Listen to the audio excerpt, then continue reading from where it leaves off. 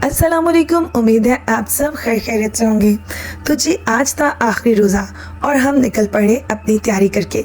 ये थी हमारी बहुत जल्दी वाली पैकिंग। तो मैं जा रही हूँ अपनी प्यारी सी बहन से मिलने।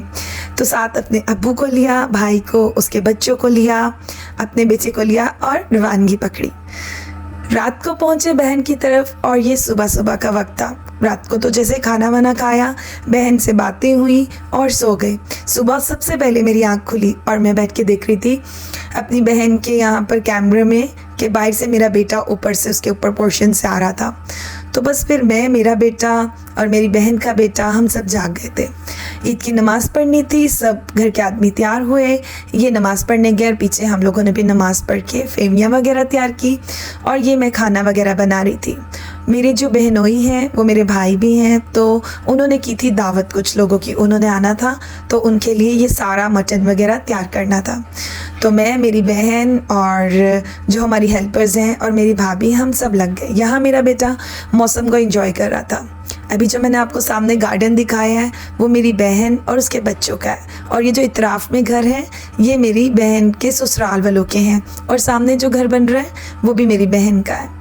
यहाँ पर बड्डू जान को वॉच बना रहा था और ये दोनों तैयार हो रहे थे नमाज के लिए। यहाँ मेरे शहज़ादे बिल्कुल तैयार हो गए थे नमाज़ पढ़ने जाने के लिए।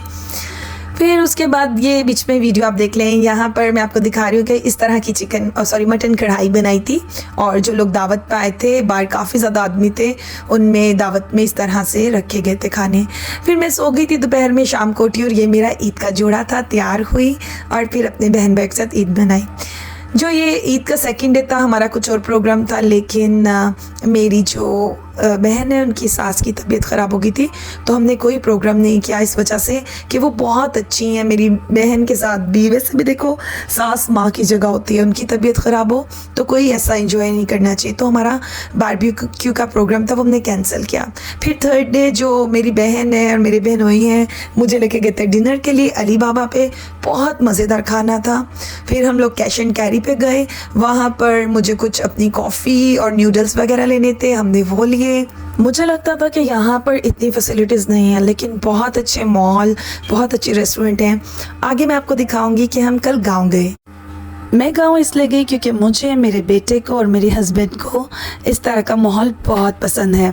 हमें इस तरह की ग्रीनरी, हमें इस तरह की चीज़ें बहुत ज़्यादा अट्रैक्ट करती हैं, और पता नहीं क्यों मुझे ना दिल से ऐसी चीज़ें बहुत पसंद आती हैं। तो मैं इनका गाँव देखने गई थी।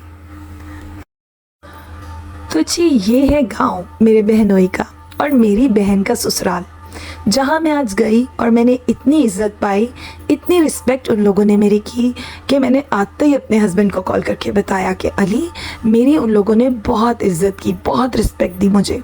और ये जो माहौल है ना गांव का, मेरे बेटे को, मुझे और मेरे हस्बैंड को बहुत पसंद है। हम लोग बहुत पसंद करते हैं इस तरह का माहौल, तभी ये लोग मुझे लेकर अपने गांव गए। इनको पता था इसने देखना है।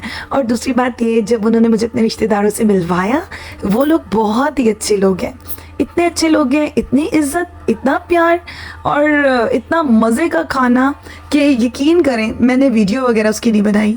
उनका खलूस, उनका प्यार, उनकी मोहब्बत, वो मुझसे इस तरह से बातें कर रहे थे जैसे उनसे मैं बहुत देर पहले मिली हूँ।